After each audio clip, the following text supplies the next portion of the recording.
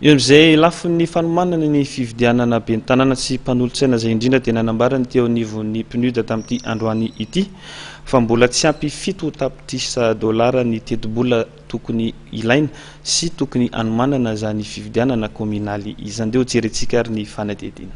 Raha ny voalazan'ny senita dia mbola tsy ampy 7 tapitrisa dolara ny enti-manana entina manatanteraka ny fividianana raha nambarany mpisolo tena maharitra ny PNUD mpisolo toerana.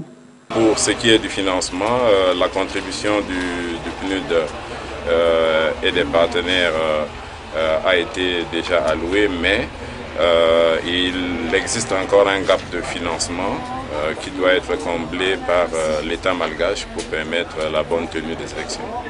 Le gap de financement, d'après les estimations de la CENIT, est de 7 millions de dollars.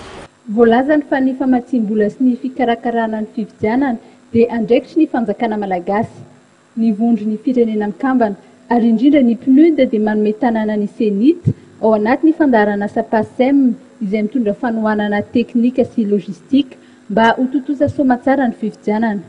Efa nisy ny vola 12 tapitrisa dolara avy amin'ny fanjakana malagasy sy ireo mpiara-miombonantoka, saingy mbola misy izay 7 tapitrisa dolara izay ilaina mba ho tomombana ny fividianana.